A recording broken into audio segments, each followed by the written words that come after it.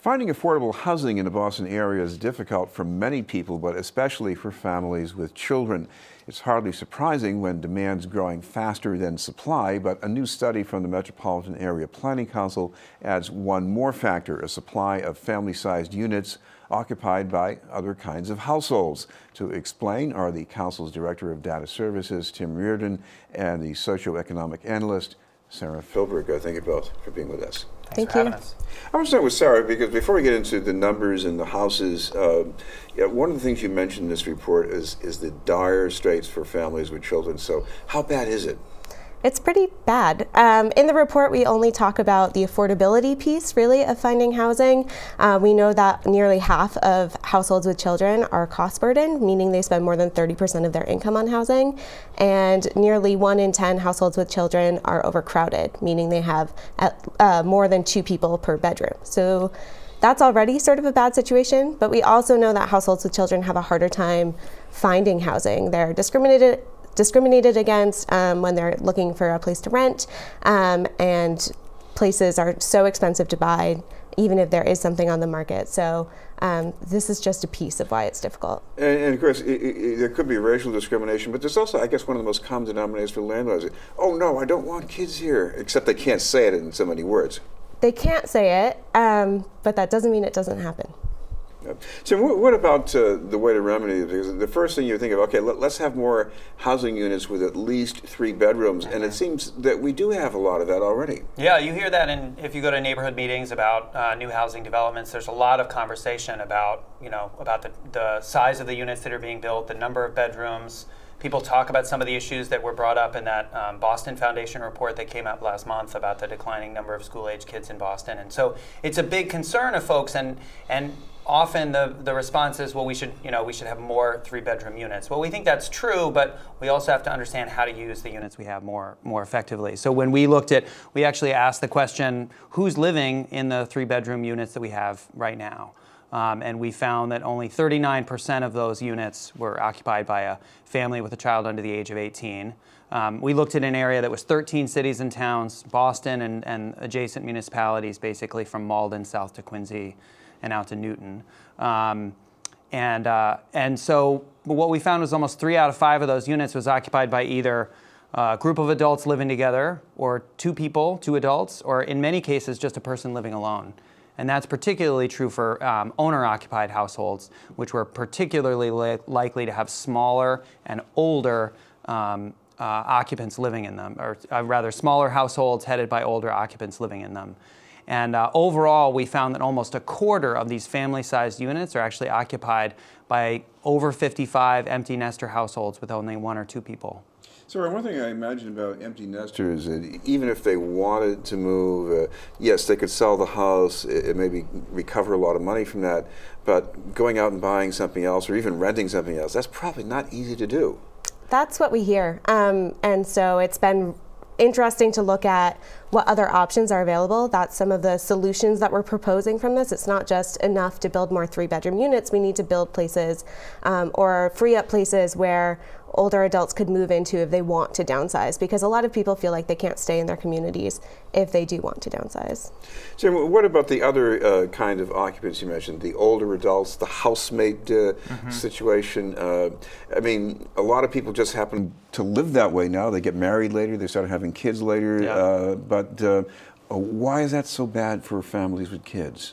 The challenge with that for families with kids is that when you have multiple adults with the combined income of multiple adults, those roommate households can easily outbid a family for the same unit. So if you have, what we found is that the average income of a roommate was less than the average family wage earner, but then when you start to have 3 or 4 roommates together, the household income is higher, and they can outbid the average family in a large unit by $450 a month. So it's very easy for landlords then to set the prices higher and attract those, and get those roommate households in. And the families then either can't compete, or they've got to shell out even more money and be even more cost burdened to live in those units. Sarah, what's the way to get help for the families with the kids then? Because if there's a squeeze on these larger units, how do you take some of that pressure off? Yeah, I mean, I think there's a few different solutions. One is to create more affordable options for 1 or 2 person households, smaller units. Like Tim said, we found that roommate households can outbid families with children, but most of them can't afford to live alone. So only 9% of all roommates, as we identified them, can actually afford the median 1-bedroom unit. So we're sort of caught in this issue where no one can find an affordable place to live. So adding more 1 and 2 bedroom units could help. Adding more supply in general, obviously, is never a bad idea for our region. And then, I mean, there just needs to be more protections and tenant rights as well for both families with children and for people who are facing pressures in the households they're in today. Jim, I know one thing the city officials say they're doing is that when they're using their leverage to approve new development, they push for variety in household sizes. But on the other hand, isn't it more costly for developers to build with multiple bedrooms? To build those 3-bedroom units, it is. But one of the bright things we found in the report was that the newer units, those built since the year 2000, are actually more likely. The newer large units are more likely to be lived in by a family with children than ones that are built prior to 2000. So about half of those 3+ bedroom units that are being built today are actually being lived in by families. So that's still a good policy, but we simply can't build enough to get ourselves, we can't build enough new 3-bedroom units to solve the problem. We really need to create more supply and more fluidity so we can free up some of the existing stock, reduce the competition for roommate households. And I think one really important thing is we can't do all of that in the city of Boston.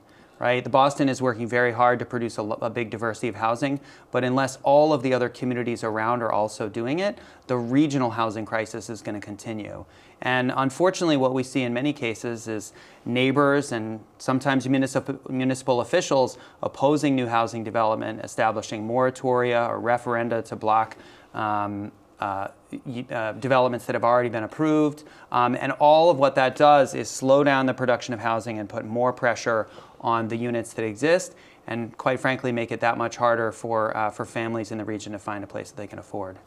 This is BNN News, and we're talking with Tim Reardon and Sarah Philbrick from the Metropolitan Area Planning Council.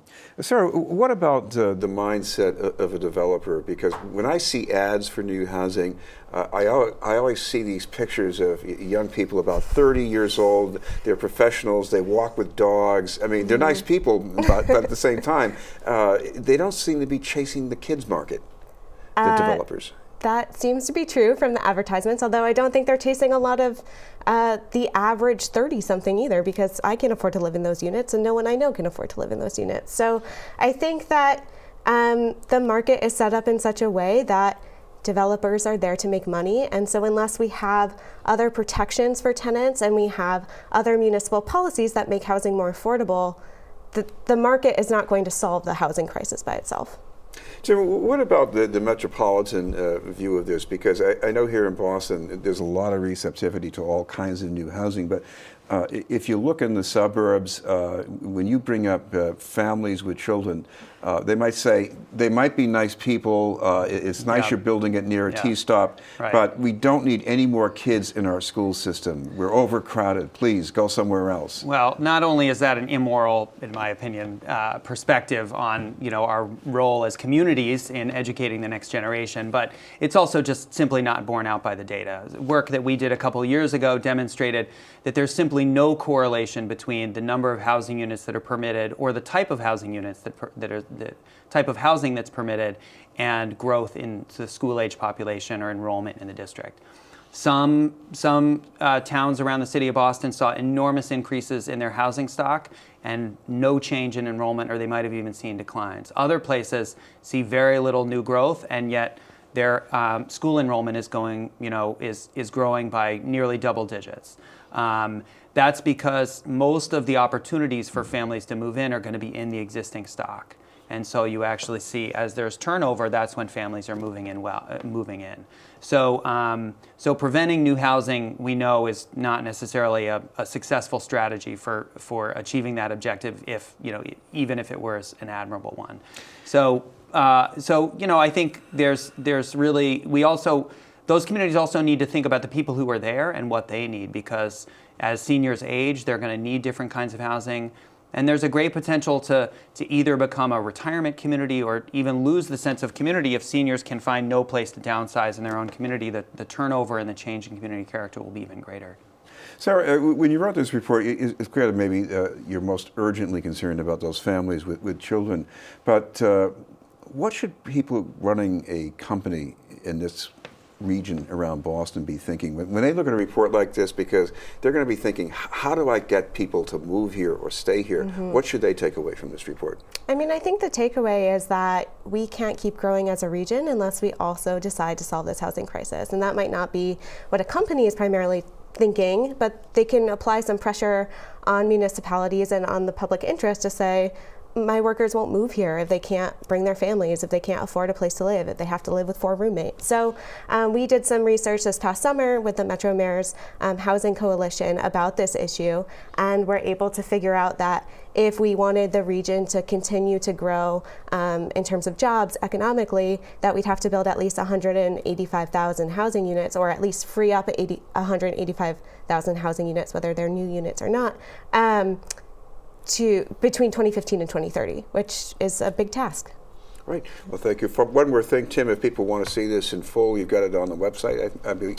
Yes, they can see it on the mapc.org, or they can go to mapc.ma/large units, all one word, and they can read it there. Thank you both very much, Tim Reardon and Sarah Philbrick. Thank you. From the Metropolitan Area Planning Council.